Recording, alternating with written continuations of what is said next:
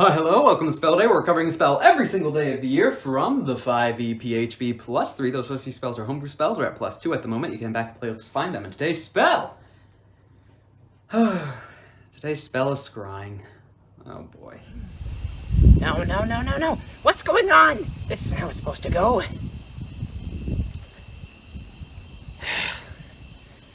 guess.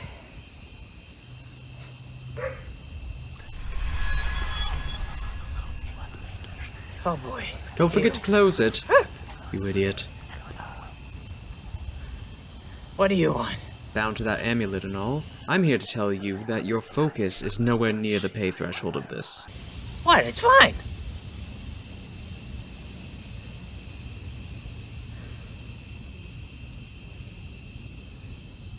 Okay, maybe you have a point. I do, and are you stuck outside?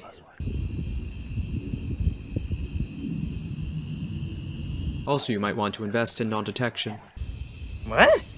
5th level divination, casting time of 10 minutes, range of self, components verbal somatic material, a focus worth at least 1,000 gold pieces such as a crystal ball, a silver mirror, or a font filled with holy water. Duration, concentration up to 10 minutes. You can see and hear a particular creature you choose that is on the same plane of existence as you. The target must make a wisdom saving throw, which is modified by how well you know the target and the sort of physical connection you have to it. If a target knows you're casting this spell, it can fail the saving throw voluntarily if it wants to be observed.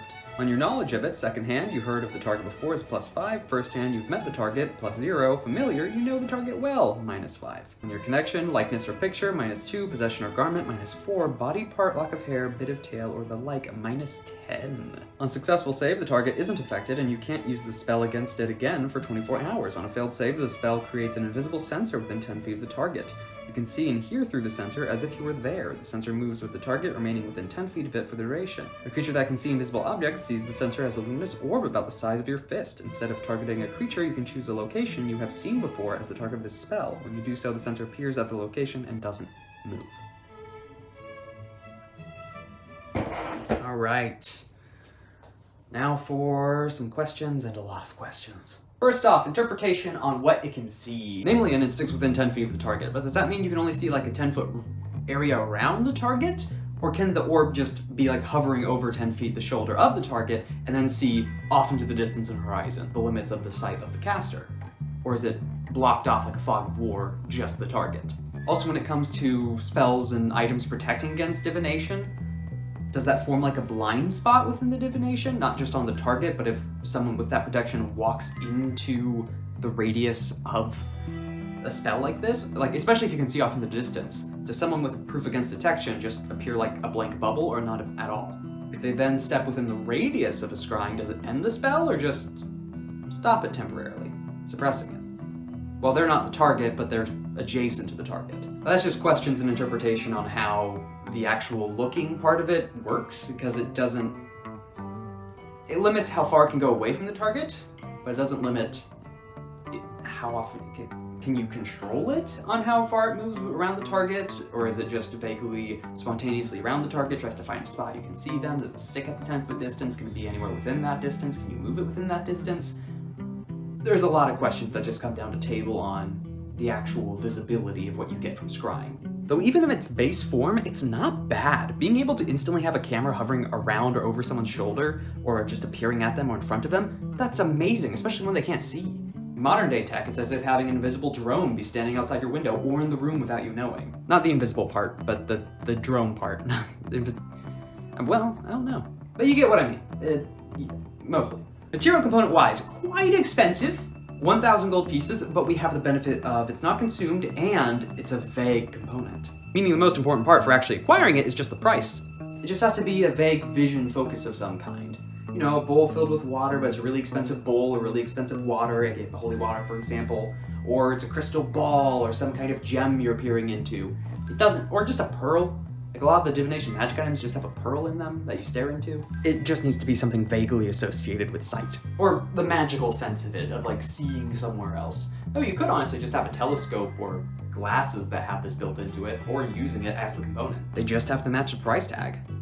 Which, man, that allows for some interesting options. So from the literal to the vague of visions and seeing something. Just add a 1,000 gold piece price tag to it, and it works. Well, you know, it comes down to table and DM interpretation of it, but mean, that's how I'd run it, especially since it gives various examples. Keywords such as in there. Well, I guess that's 2 words. So this is an outside. This is not a combat spell. It takes 10 minutes to cast and 10 minutes to concentrate, and it's 5th level, not ritual. So this is still a really valuable spell to have.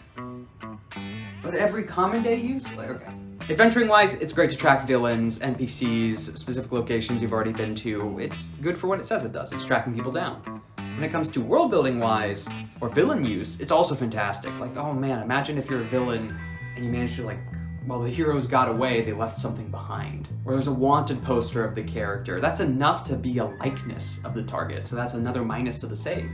So the issue when using an NPC or villain's hands against the player, well, you have some issues that they kind of know when they're rolling for saves. There's other table and DM methods of running to try and avoid stuff like that. You know, the writing down the saves ahead of time or rolling ahead of time so you don't know what they're being applied to. Specifically in the saves that are supposed to be subtle, like a scry you don't know about, or a vampire trying to charm you subtly, or a potion you don't know that you were drinking that cost this, or a cursed item. It's situational and left up to DM on when best to use that kind of saving throw, but I mean, to make scrying as ominous, because like, oh, you had a random wisdom save. Some players might be catching on at a certain point. The invisible barrier, I mean, unless you have true sight, see invisibility, I guess detect magic might also pick up the sensor. Probably would. Yeah, no, it would. But you'd have to have that actively up. Which, I mean, how often are those up? At random? Unless you have it. Unless you're a warlock. Player-wise, again, good for tracking certain targets down, especially if you... When it comes to the likeness situation, that's also the players finding a bounty for some creature or person. It's great. It also gives an arcane reason to put up bounty boards and police sketches and likenesses. The more accurate it is, the more likely it is to actually prove to be a likeness. Because it's the same issue of like knowing the target being left to vagaries. Well, except for actually earlier in this description. Second hand, first hand, and familiar. It actually has a definition for familiar. Second hand as well gives a boost to their save, which that bounty board example where, hey, they have a -2 because you have an accurate likeness. A bounty board example now has an issue because someone random walks up to try and find a bounty. Oh, hey, you have the poster, -2 to the target when you're beginning to cast Scry. Issue is, that's secondhand knowledge. If they have a +5, they still just go down to a +3. Not to mention whatever their wisdom save actually is. But any spell that mentions familiar to the target, at least with Scrying, it defines familiar as you know the target well, which isn't just met.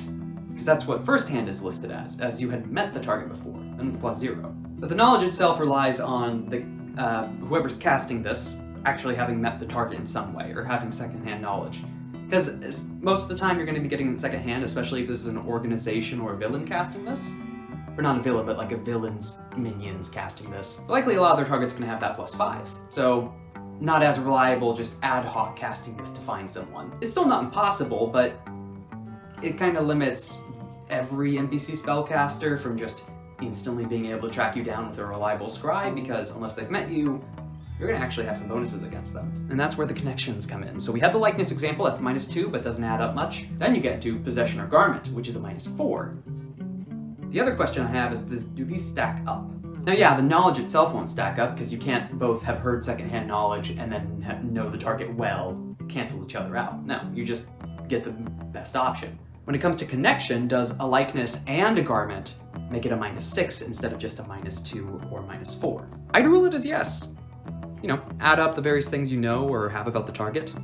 Also, for the visual example we're about to bring up. And then when it comes to a physical possession of the target. Not possession. Possession of a physical part of the target. Body part, lock of hair, bit of nail, and the like. I mean, this part, come on. Like, visually this is great, isn't it? Because the image in my head is a hag's den, somehow getting parts of you, or some villain or spy slowly taking away parts of your hair. Like, they're in a gala or ball and they trip into you or pull on your hair a bit. Like minor things. It could even be just a maid who's about to go wash clothes, pluck some hair for some villain that's going to use this later. Or if it's a bunch of nobles who have a bunch of court wizards that can cast this, they purposely have people and servants to do that. That way they can have tabs on everyone. I mean, wouldn't you want your court wizard going around in the middle of a ball to actually meet everyone as well? Whether that then goes down to first hand or you know them well. And then it's just familiar.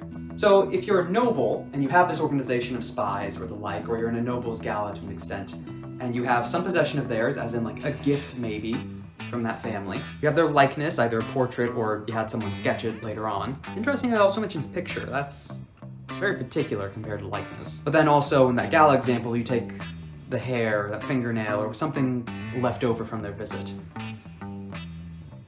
What is that? If they're familiar on top of, we'll just say it's firsthand, having the court mage go around that ballroom. That is a minus 16 wisdom save on the target of this spell. That's really good. Not to mention, if it does count as familiar with that court wizard going around that ballroom, that noble meeting, that's a minus 19. No, sorry, minus 21. That's a minus 21. Again, using a d20 system here. They're going to fail if you have this all stacked up.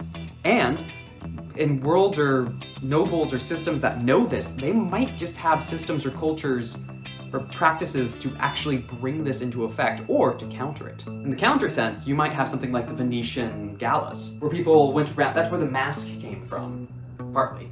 So identities were relatively hidden, but discussions and deals could still happen without having to, show your face. And that might be enough in your setting, if they avoid using their name and they have that mask. People might purposely try to keep it to familiar, or that might even bump it back up to secondhand. People might be doing that within a fantasy setting to keep it bumped up to secondhand knowledge, if that counts that way. So every noble and gala purposely keeping themselves hidden. Oh, that's the masked lords of Waterdeep, isn't it?